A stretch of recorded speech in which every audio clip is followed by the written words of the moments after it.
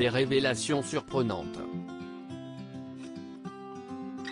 Louis de Funès est un acteur emblématique qui a marqué toute une génération. Il est l'un des acteurs comiques les plus célèbres du cinéma français et sa mort en janvier 1983 a été un véritable choc pour ses fans. Dans son édition parue ce vendredi 16 juillet, le Parisien Magazine a souhaité évoquer l'homme qu'il était et ses proches ont fait quelques confidences, notamment concernant sa paranoïa.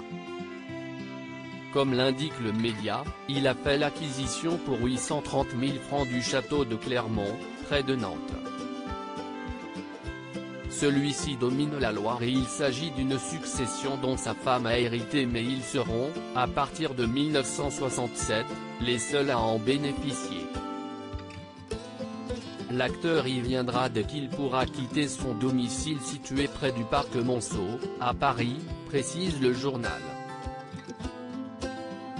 Toutefois, une certaine peur habitait Louis de Funès et une habitude improbable vit rapidement le jour. Chaque soir, alors que le repas refroidissait, il vérifiait durant 3/4 d'heure portes et fenêtres, alors qu'il avait truffé le lieu d'alarme qui, parfois, se déclencherait au milieu de la nuit, précise le Parisien Magazine. Une anecdote qui n'est pas surprenante puisque l'acteur avait confié être Monsieur Inquiétude. Je suis tout le temps instable. Je n'ai pas bon caractère, je ne suis pas bout en train. J'ai fait beaucoup d'efforts, mais je n'ai pas un caractère épatant pour les autres. Il semblerait donc que ce château n'ait pas permis de faire disparaître certaines inquiétudes. Une acquisition de taille.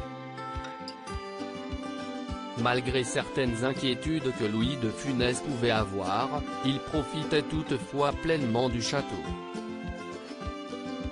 Celui-ci était composé d'un parc de 30 hectares qui va devenir sa scène préférée. Côté jardin, il est vraiment lui-même, indique le Parisien Magazine avant d'apporter quelques précisions, Ilbine, Sars, taille dès 6 heures du matin. Lui, le vieux réac, sera précurseur au moins dans un domaine en faisant de l'agriculture biologique avant l'heure, peut-on lire. Dans les colonnes du média, Patrick, son fils, se souvient, il adorait prendre un taxi pour aller s'approvisionner en plants dans une jardinerie. Alors qu'il vient de se découvrir une nouvelle passion, Louis de Funès plante plus de 600 pieds de roses dans le parc. En hommage, une variété porte aujourd'hui son nom. Par la suite, il révèle « Mon professeur de bonheur, si estime mon jardin ».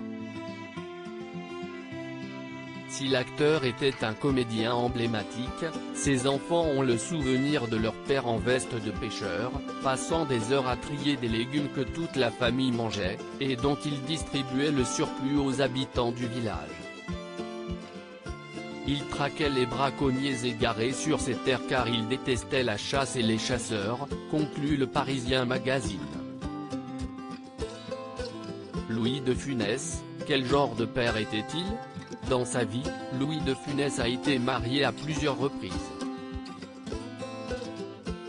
Tout d'abord en 1936 avec Germaine Carroyer.